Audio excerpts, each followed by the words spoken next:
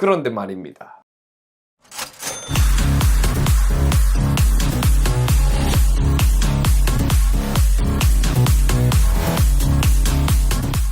안녕하세요, 개미 패밀리 여러분, 개미 구조대입니다. 여러분 혹시 국가부도의 날이라는 영화 보셨나요? 저도 봐야지 했는데 너무 바빠가지고 볼 시간이 없었어요. 그러다가 이제 여러분들에게 IMF 관련해서 컨텐츠를 선사해드리기 위해 어제 급하게 새벽에 보게 되었습니다. 사실 저도 IMF 때 상당히 어린 시절이라 개념은 알고 있었지만 그때의 심각성을 전혀 모르다가 영화를 보고 했다 이거 아닙니까? 아마 20대 분들은 다 모르실 거예요. 근데 보니까 저희 채널 시청자분들이 다 20대더라고요. 그래서 오늘 여러분들에게 국가부도의 날의 전반적인 줄거리 해석과 IMF라는 게 왜 일어났던 건지 얼마나 심각했는지에 대해서 설명해 드리려고 합니다. 대한민국 국민이라면 꼭꼭꼭 알고 있어야겠죠? 보신 분들은 알겠지만 경제에 대한 배경 시직이 없으면 뭔 소린지 몰라요. 스포가 있긴 하겠죠.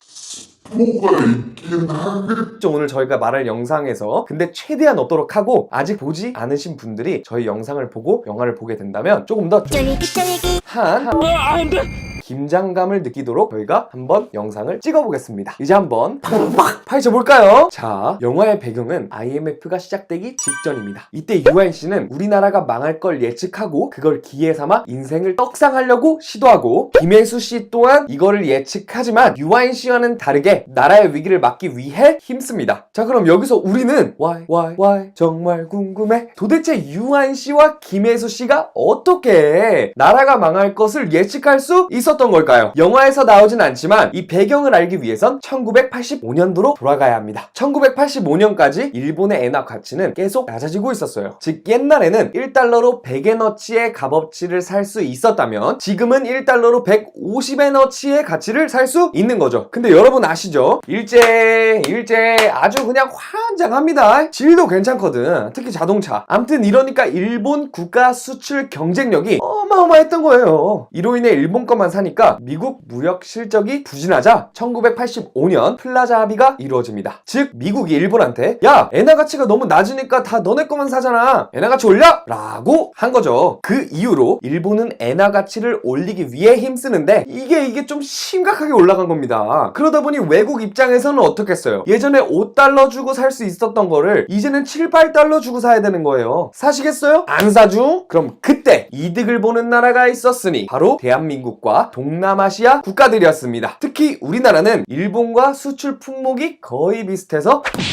개이득을 보았죠. 그래서 1985년부터 우리나라에 엄청난 호황이 찾아오게 됩니다. 일본이랑 비교했을 때 가격적으로 싸니까 오지게 팔리는 거예요, 그냥. 자, 그러니까 우리나라 기업들은 눈이 획가닥 돌아가가지고 다 어떻게 하겠어요. 앞으로도 잘 팔리겠지 하면서 빚을 그냥 싹 다 끌어모아가지고 규모를 늘린 거예요. 생산 규모를 늘린 겁니다. 공장 하나로 만들었던 거 한 3, 4개로 늘렸다고. IMF 사태 당시 기업의 부채 비율이 거의 400%, 즉 기업이 가진 돈보다 4배만큼 빚을 진 겁니다. 그런데 말입니다. 1995년 사태의 심각성을 인지한 일본은 미국과 함께 역플라자 합의라고 다시 엔화 가치를 낮추는 합의가 이루어집니다. 너무 올랐으니까 큰일 난 거죠. 지금까지는 엔화 가치가 올라서 일본 제품을 아무도 안 사 우리나라 제품이 잘 팔렸던 건데 다시 엔화 가치가 떨어진다 그러면 우리나라가 이제 가격 경쟁력에서 밀리게 되는 겁니다. 근데 나라도 기업도 이거에 신경을 껴만큼도 안 씁니다. 그러다가 수출이 부진하기 시작하니까 여러 기업들이 부도가 나기 시작하는 거죠. 처음에는 중소기업이 하나하나씩 망하기 시작합니다. 근데 뭐 대기업도 아니고 중소기업이 망하는 걸 개개인이 다 어떻게 알며 그 심각성을 어떻게 인지하겠어요. 20년이 지난 지금도 국민들이 경제에 대해서 관심이 많이 없는데, 그런데 영화 속 유아인씨는 달랐습니다. 유아인씨가 우연히 라디오 방송에서 우리나라 경제가 어렵다며 자기 남편 회사가 부도난 사연, 월급을 못 받고 있다는 사연 등 현재 우리나라 같아요 라는 내용의 사연들을 듣게 됩니다. 그리고 외국에서도 이 사실을 알고 우리나라에 투자했던 투자금과 빌려줬던 돈을 회수하려고 하는 걸 이제 유아인이 딱 하고 포착을 한 거죠. 거기에 미국의 금리까지 올라버리니 미국 시장이 위축되고 사람들이 투자보다는 은행에 저금하는 걸 선호하게 되는 거죠. 이자가 올랐으니까. 암튼 지진이 오기 전에 신호가 오는 것처럼 슬슬 신호가 오고 있었던 거고, 유아인씨가 이걸 팍 하고 파헤쳐 봤더니 우리나라 좋겠어 오빠, 이건 기회다, 이렇게 생각한 거죠. 그게 어떻게 기회가 될 수 있는지는 뒤에 또 설명해 드리니까 끝까지 잘 따라오세요. 보세요. 아무튼 근데 기업들은 이 사실을 인지하지 못하고 있었던 거예요. 그러니까 지네들 물건 수출이 잘 안 되는 게 그냥 일시적이라는 거 보는 겁니다. 특히 나라에서도 경제가 계속 좋아지고 있다고만 하니까 영세 수출업자 같은 경우에 그냥 하던 대로 합니다. 이러한 제조 소기업 사장으로 이제 영화에서는 허준호 씨가 나옵니다. 허준호 씨 회사는 무슨 그릇 만드는 회사인데 그릇을 만들려면 재료가 필요할 거 아니에요. 그래서 그 재료 거래업자한테 먼저 돈을 일부만 주고 나머지 잔금은 우리가 나중에 치르겠다. 우리가 이 그릇을 팔고 나면 치르겠다. 이런 식으로 계약이 이루어집니다. 원래 거의 모든 회사가 이래요. 일시불은 없어요. 아무튼 이렇게 그릇을 만드는 찰나에 백화점으로부터 그 그릇을 사서 팔겠다는 거래 제의가 들어오게 됩니다. 근데 당연히 또 이건 일시불이 아니에요. 어음이라고 나중에 그 돈 우리가 줄게 하는 증서를 줍니다. 수표처럼 생겼어요. 처음엔 허준호 씨가 고민하다가 국가 분위기가 좋다 이러니까 막 선진국이다 이러니까 덜컥 계약서에 도장을 찍게 됩니다. 그럼 문제가 뭐예요? 허준호 씨 입장에서는 그 자기가 재료를 끌어왔던 그 거래업자들한테 빨리 잔금을 줘야 되는데 지금 자기가 그릇을 판 이 회사에서는 어음을 준 거죠. 그러니까 나중에 돈을 줄게 하고 증서만 준 겁니다. 이러니까 문제가 뭐예요? 허준호 씨가 돈을 그 그릇을 판 사람으로부터 받아야 자기가 그 재료를 사온 그 거래업자한테 잔금을 줄 수가 있는데 지금 받은 게 없으니까 잔금을 줄 수 있어요 없어요? 없는 거예요. 뭐 백화점 쪽에서 빨리 돈 주겠지 뭐 잘 되겠지 뭐 이런 마인드였던 겁니다. 근데 백화점이 부도가 나버리죠. 결국 허준호 씨가 백화점으로부터 받았던 어음 종이는 그냥 진짜 종이 쪼가리가 되어버리고 허준호 씨 회사 자체도 부도 위기에 몰리게 됩니다. 왜? 재료비 엄청 들어서 물건은 계속 찍어냈는데 여기서 사갔어요 못 사갔어요? 못 사갔죠. 그럼 재료비만 그냥 빚더미가 앉은 거예요. 자 아무튼 이러한 심각한 사태가 오는 걸 알고 유한 씨는 원래 직장이었던 은행에서 나와서 개인 투자 회사를 설립합니다. 떡상하려고 하는 거죠. 어떻게? 자 우리나라는 망할 거고 그럼 우리나라 화폐 가치는 하락할 거고 예전에 800원이면 1달러를 살 수 있었는데 이제 1000원을 줘도 1달러를 사지 못하는 그런 시대가 올 거라는 걸 예측을 한 거죠. 그걸 유한 씨가 그냥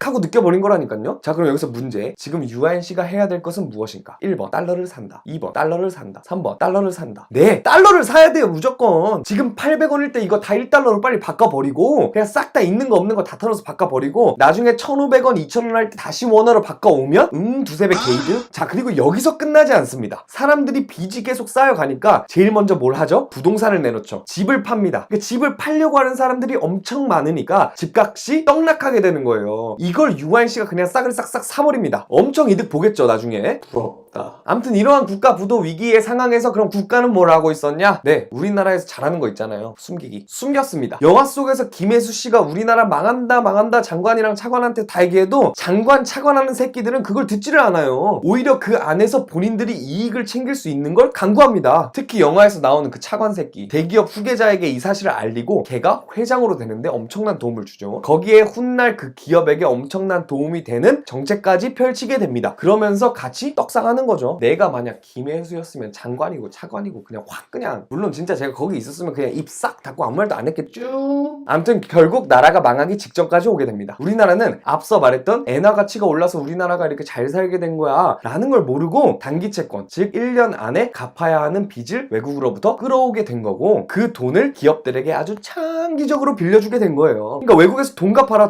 할 때 돈 돌려주려고 봤더니 돈이 있어요 없어요? 없는 거예요. 자 그럼 여기서 why 정말 궁금해 왜 돈이 없냐 이거죠. 왜 돈이 없을까? 나라에 돈이 그렇게 없어? 돈이 없는 게 아니라 달러가 없는 거죠. 외국 돈으로 빌려왔으니까 다시 그 달러로 갚아야 돼요. 근데 원래 우리나라에 300억 달러가 있었대요. 근데 그때 김영삼 정부에서 외치던 게 국민소득 10,000달러 달성했다 이겁니다. 거의 그때 국가 정치지대 1등 마스코트가 국민소득 10,000달러였어요. 근데 엔화가 다시 하락하면서 우리나라 수출 경쟁력을 잃고 수출이 잘 안 되니까 무슨 문제가 생겨요? 국민소득이 10,000달러가 안 되겠죠. 근데 김영삼 정부는 계속 국민소득 10,000달러라는 이 사실을 유지하고 싶으니까 어떻게 하면 되는 거예요? 원화 가치를 올려버리면 되는 겁니다. 즉 옛날에 1달러에 800원이었던 걸 1달러에 750원으로 낮춰버리는 거죠. 어떻게? 우리나라가 갖고 있는 달러를 다 원화로 바꿔버리는 겁니다. 그러면 원화에 대한 수요가 증가하게 되고 원화 가치는 올라가게 되는 거죠. 그럼 여기서 중요한 포인트. 옛날에는 800만 원만 벌어도 국민소득이 10,000달러였지만 이렇게 원화 가치가 올라서 1달러에 750원이다 하는 순간 우리는 이제 800만 원이 아닌 750 50만 원만 벌어도 아직 10,000달러인 겁니다. 국민소득이. 여기에 국가가 달러를 팔아서 해치워 먹은 돈이 100억 달러예요. 아무튼 저희 나라 달러는 88.7억 달러까지 감소하게 되고 갚아야 되는 돈은 이거에 몇 배가 돼버린 거죠. 결국 이때 그 차관이란 놈이 IMF를 신청하자 얘기하죠. IMF는 말 그대로 국제통화기금입니다. 기관이에요. 나라가 망하려고 하면 돈 빌려줘서 살려내는 겁니다. 근데 그냥 도와주지 않아요. 그 나라 경제에 심각하게 개입을 시작합니다. 왜냐? 지들도 마냥 빌려줄 수는 없잖아요. 그 돈 다시 가져오게 하려면 지네들도 뽕 뽑으려면 지네들이 해당 국가 경제에 개입을 해야 된다 이겁니다. 근데 이 개입 자체가 너무 터무니없고 심각해가지고 그냥 나라가 망하는 지름길이라고 보시면 돼요. 이걸 체결하는 그 기간 속에서도 우리나라 신용등급은 계속 하락하고 우리나라 회사들은 계속 부도나고, 근데 문제가 뭐냐? 체결 이후에는 더 심각해진 거죠. 사람들 자살 엄청 하고 다 길바닥으로 내앉고 실업률은 그냥 하늘을 찌르고 난리도 아니었답니다. 뭐 결국에 다행히도 2001년 8월에 우리는 그 IMF로부터 빌려왔던 모든 외환을 갚게 되죠. 다시 우리나라 경제 주권이 우리에게 돌아오는 날이었습니다. 뭐 결론적으로는 이 영화 자체가 나라가 망했으면 하는 유아인 씨와 나라가 망하지 않았으면 하는 김혜수 씨 그 사이에 어떤 대비적인 관점을 보여주면서 되게 쫄깃쫄깃했던 그런 영화였습니다. 결국 IMF가 온 건 사실이니까 결국 유아인 씨는 떡상하게 되었고요. 김혜수 씨는 당시 그 막으려고 했던 노력들을 윗선에서 다 잘라버렸지만 훗날 그때 남긴 보고서가 발견이 되면서 이제 존경을 받게 됩니다. 이렇게 영화가 끝나요. 제가 이 영화를 보면서 그냥 빡 하고 느낀 게 뭐냐, 우리나라 국민으로서 우리나라에 살 거면 우리나라 경제를 알아야 한다. 모르면 나만 바보 되고 손해본다, 이겁니다. 저는 절대 김혜수 씨와 유아인 씨가 똑똑해서 이러한 것을 예측했다고 생각하지 않아요. 근데 현재에 살고 있는 우리는 어떻습니까? 많은 국민들이 경제에 관심을 갖기는커녕 경제 뉴스 자체도 관심이 없습니다. 심각한 얘기가 나와도 찾아보지 않아요. 뭐 분명 그러시는 분들도 있겠죠. 저는 그러지 않은 분들에 대해서 지금 얘기를 하는 거예요. 본인이 지금 어떤 위치에 있건 간에 경제에 관심을 갖고 살아서 최소한 손해보면서 살진 않아야 될 거 아닙니까? 자, 보세요. 유아인 씨는 회사원이었는데 IMF 오기 전에 회사 안 때려쳤으면 회사 월급 못 받는 처지 되죠. 허준호 씨는 경제 상황 모르고 회사 사업 거래하다가 엄거래 잘못해가지고 그냥 뒤통수 빡 하고 세게 맞아버렸죠. 1996년도에 갓 취업한 취업생들 1년 만에 싹 다 정리해고 당했죠. 주변에 가족, 친척, 친구 할 것 없이 자살 엄청 늘었습니다. 전년 대비 40몇 %가 올랐대요. 결국 어떤 위치에 자기가 있건 자기 주변 사람들과 자기의 환경과 이런 것들에 경제가 엄청나게 많은 영향을 미친다는 거예요. 뭐 그렇다는 겁니다. 그냥 편하게 들으시면 돼요. 뭐 아무튼 또 한 가지 느낀 게 있다면 진짜 빚 없이 그냥 일시불로만 거래를 하면 이런 IMF 일어날 일이 없잖아요. 어떻게 될까? 그럼 어떻게 될까? 이런 생각을 해봤거든요. 근데 국가나 기업 입장에서는 엄청난 손해입니다. 하지만 저희 개인들은 신용대출 안 받고 사는 게 좋아요. 그래서 오늘의 결론, 신용카드 쓰지 말고 체크카드 쓰자. 그럼 절대로 내 인생 부도 날 일 없다. 끝!